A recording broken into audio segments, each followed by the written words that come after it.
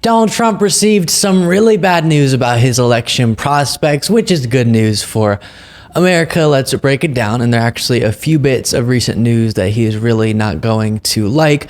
Before walking through what that is, I want to start the segment with another attack ad. I've had a lot of fun watching these ads made by various groups against Trump, and this one hits Trump where it hurts on a subject that he's obviously really self-conscious about, given his constant rants about his cognitive abilities. I'm so cognitively there.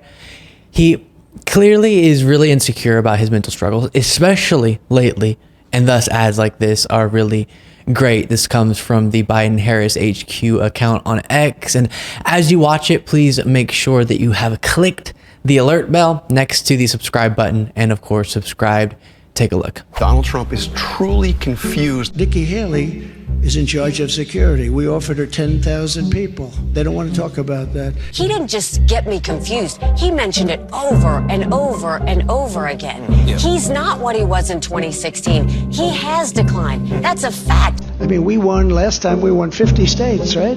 This is not Donald Trump of 2016, guys. What? What is? If he is off the teleprompter, he can barely keep a cogent thought. I mean, that's just fact. We are an institute and a powerful death penalty. We will put this on. I think he's declining. I stumbled and mumbled purposely. I do speak in long, complex sentences, and I have a lot of material in each sentence. You have voter ID to buy a loaf of bread. You have ID to buy a loaf of bread. Have you noticed? He's a little confused these days. A person close to Trump actually says that he's rattled by Biden's efforts to get under his skin. So we've been covering his struggles extensively on the show, so I won't go through the long list again here. Him mixing up Obama and Biden, saying Viktor Orban's the prime minister of Turkey, saying we're going to get into World War II, etc. I won't dive into all that here again, but plenty of segments on the channel where I cover those moments. You saw little snippets of some of them in that ad, but it's absolutely the case, especially in the wake of Trump's Nikki Haley glitch, if you want to call it that, that more and more people are talking about this subject. Haley herself has been going after Trump over this, but let's waste no more time on that and get into the news that could sink Donald Trump's bid for the White House. Then we'll jump into other bad news for him as well. Here's this from Bloomberg. Trump risks losing more than half of swing state voters if found guilty.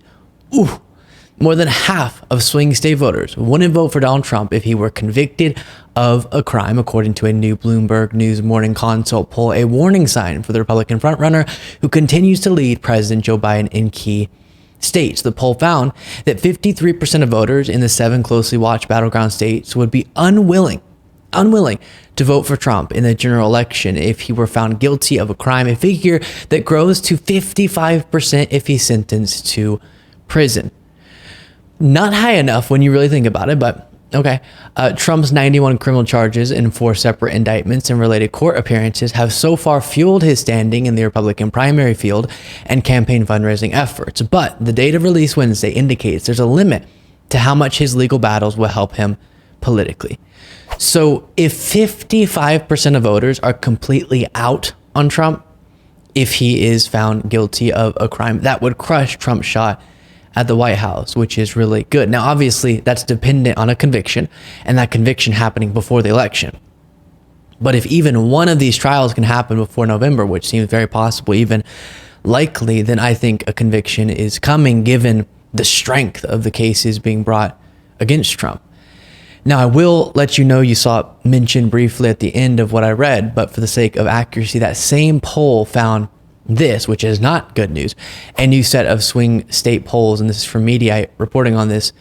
A poll from Bloomberg and the Morning Consult suggests that former President Donald Trump would comfortably beat former President Joe Biden if former president, he's the current president, a little typo there, beat President Joe Biden if the 2024 election were held today, according to the 7 separate surveys conducted in North Carolina, Nevada, Georgia, Wisconsin, Michigan, Pennsylvania, and Arizona. Trump boasts leads in every single one. So obviously, like I said, really bad news, but I'll do a deeper dive into those numbers and the broad look at polling on the bonus show, including the Moody's analysis and prediction from them that Biden will win the election. That's lukebeasleyshow.com/membership to get the bonus show.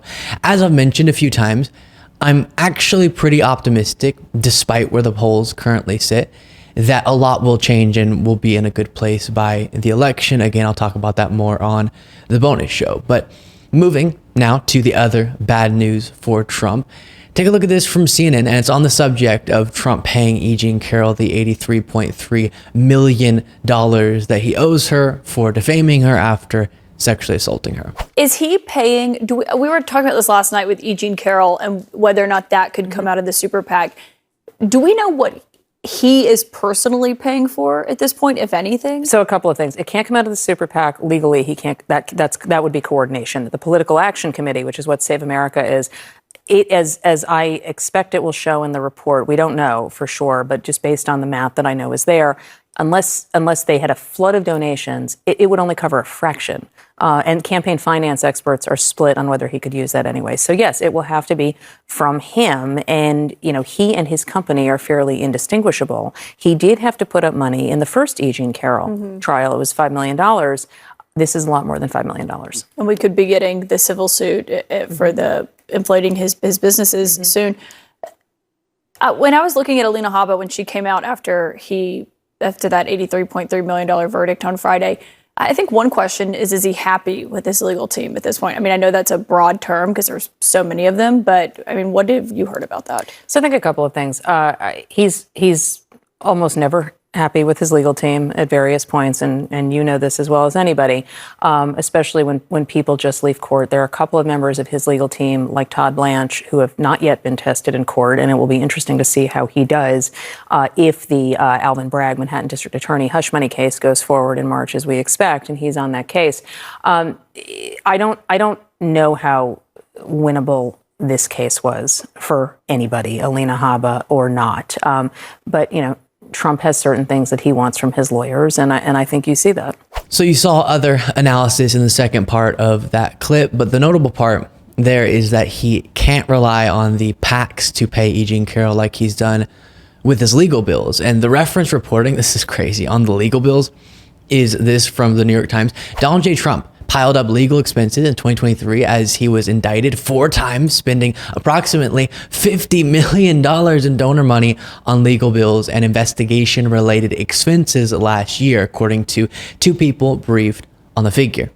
So he's spending an absolutely bonkers amount on his donors' money, I should say, to just defend himself in his legal cases. It's pretty stunning. And that was noted in the article, just the stunning nature of this with a comparison to Nikki Haley's overall fundraising. It's a staggering sum, the New York Times writes. His lone remaining rival in the 2024 Republican primary, Nikki Haley, raised roughly the same amount of money across all her committees in the last year as Mr. Trump's political account spent paying the bills stemming from his various legal defenses, including lawyers for witnesses. So Trump is spending about as much out of his PACs on legal expenses as Nikki Haley's raising in total across her committees for the purposes of actually running for president. And it's just yet another example of the grift that goes on. Trump spending his donors' money to defend against prosecutions that he brought onto himself. His own actions. His donors didn't make him do all the things he's now being prosecuted for. That was him, but they're paying for it. And the sad reality, devastating even, is that his donors, they won't care. They're happy to have their money spent on this because it's in service of the dear leader. By the way, Trump got asked during a press conference the question, will you use campaign funds to pay damages for the fraud case and defamation case? And he confusingly stumbled into just saying he didn't do anything wrong. Do you plan to try to use campaign funds or PAC money to try to pay some of the penalties in the New York defamation and fraud cases? I don't understand what? Are you thinking of potentially trying to use campaign money to pay some of those penalties that you might incur? What penalties? In the New York fraud case, the defamation case. I didn't do anything wrong. I mean, that's been proven as far as I'm concerned. And actually, we won in the Court of Appeals. You probably saw that. That case has been largely won in the Court of Appeals. That was a political case coordinated with the White House by the Attorney General, I assume is what you're talking about. And we won that case. largely in the Court of Appeals. Carroll, also the defamation case, the original. That's a ridiculous case. That case is. Yeah, so he's just completely wrong. The fraud case has not been won by him. Huh? All of what he said was nonsense. Make sure you're subscribed to the YouTube channel. You can become a member at lukebeasleyshow.com/membership.